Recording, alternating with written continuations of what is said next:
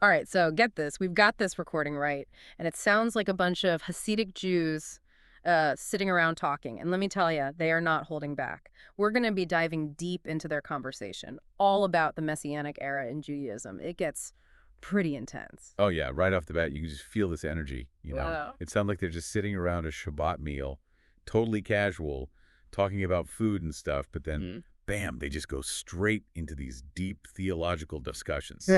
It's like wild. It's like being a fly on the wall at this crazy dinner party. And the whole thing centers around, I guess you could say, this one figure, the late Lubavitcher Rebbe, Menachem Mendel Schneerson. They seem to see him as, like, the key to understanding everything about the Messianic era. Yeah. I mean, they practically worship the guy, hanging on his every word, Right. And they really believe that his statements were like signs, signs that the Messiah was about to show up. And it goes even further than that. They even talk about this idea that he might have been the Messiah himself, which you can imagine caused a lot of controversy. Oh, yeah. Huge controversy in the Jewish community. And then there's this whole thing about the Psak Din. Basically, this group of rabbis went to the Rebbe with this ruling urging him to just come out and say that he was the Messiah. And the Rebbe, totally cryptic, man, tells him to come back later for an answer. Talk about leaving them hanging, right? Totally. But eventually they do get a letter. But it's not exactly a straightforward answer. More like the Rebbe kind of approves of what they're doing in his own way, but doesn't actually say yes or no to anything, which of course just makes the whole thing even more mysterious. And you can imagine how people reacted, right? The Psak Din causes this huge split. Some people are all for it, others are totally against it. Definitely. And the speakers even talk about how they faced, like, pushback for believing in this stuff. Yeah, and they go to some pretty extreme lengths to get their message out there. Oh, yeah. They describe going to the graves of all these different Rebbes, leaving copies of the Psak Din at each one. Like, they're trying to get these Rebbes to, like, endorse them from beyond the grave. But it's not all smooth sailing, right? They run into all kinds of obstacles. Yeah, they talk about losing their luggage, getting sick out of nowhere.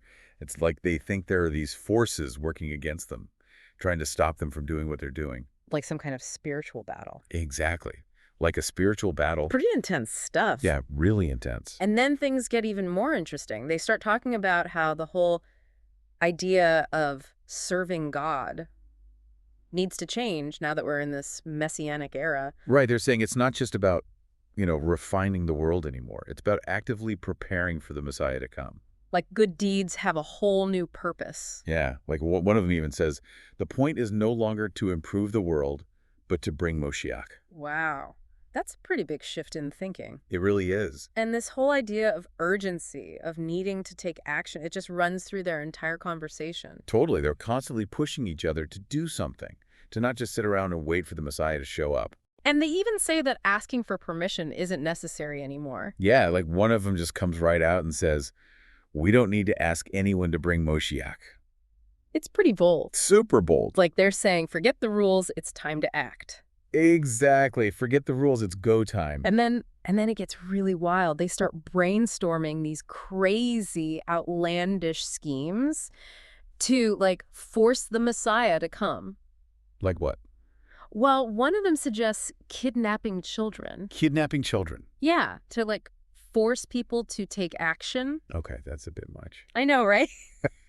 Obviously, they're not serious about actually doing that, but it just shows how intense they are about this. Like, they're willing to consider anything. I guess so. And then it gets even crazier. They even talk about blowing up the Vatican. Oh, whoa, hold on a second. Blowing up the Vatican, come on. Again, it's obviously hyperbole, but the point is they're not messing around. Okay, I get it. They're serious about this. They're saying complacency is not an option. Right. I'm with you. And they'll consider anything, no matter how outrageous, if it means bringing the Messiah closer. Okay, I see what you're saying. It's like they're saying, hey, if the stakes are this high, we're not going to rule anything out. Interesting. This radical approach, it's what makes them so fascinating.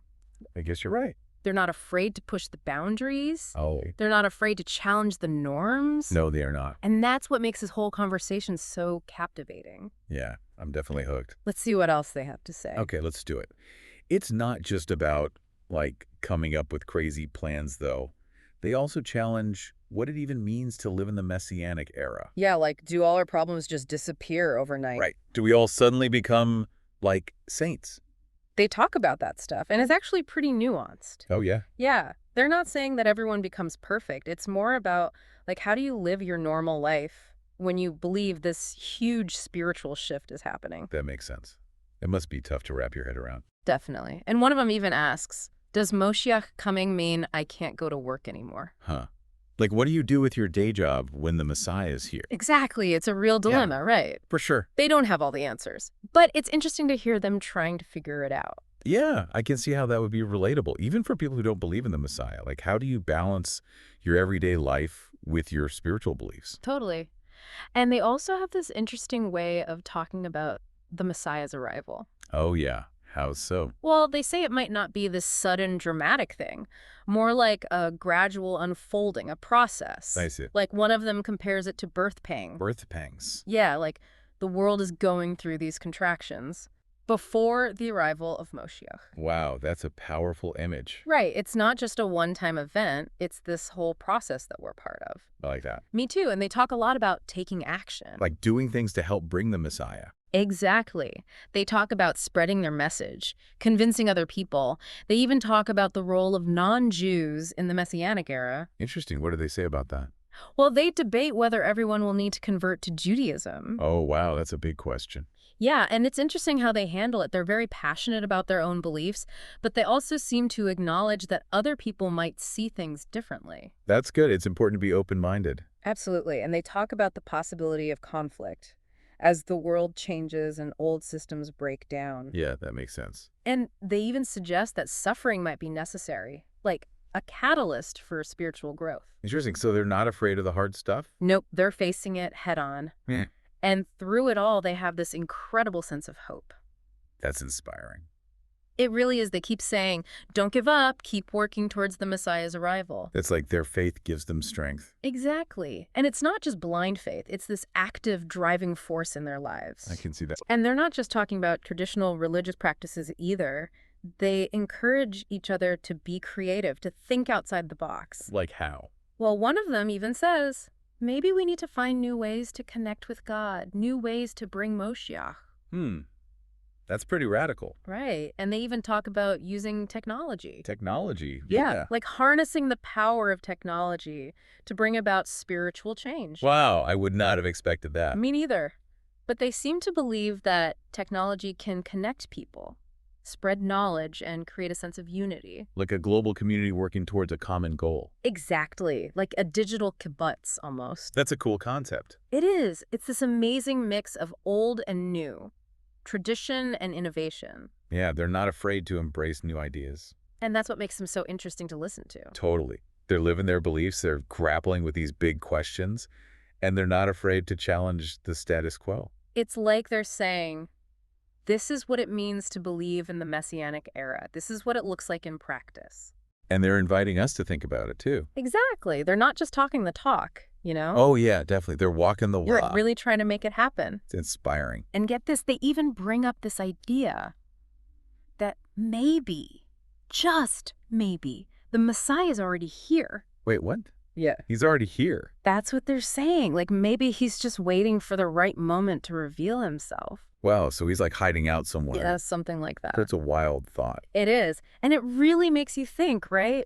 Like, what if the Messianic age isn't this big dramatic event? Yeah. What if it's more of a gradual thing, like a slow dawning? Like we just have to wake up and realize it's already happening. Exactly. And that brings us to the big question. If the Messianic age is really here, like these guys believe, how should we be living our lives? Right, that's the million-dollar question. And they don't give us all the answers.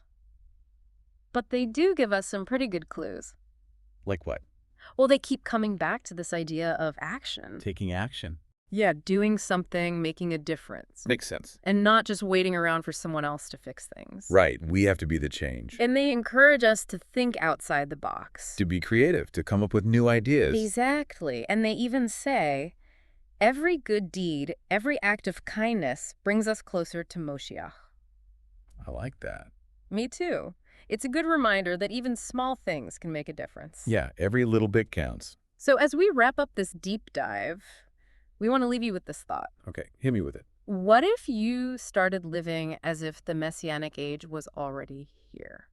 Interesting. What would you do differently? How would you change your life? It's a good question, something to think about. It is. And thanks for joining us on this journey.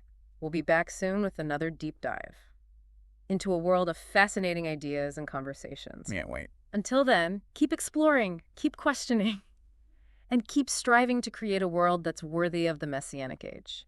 Well said. Thanks for listening.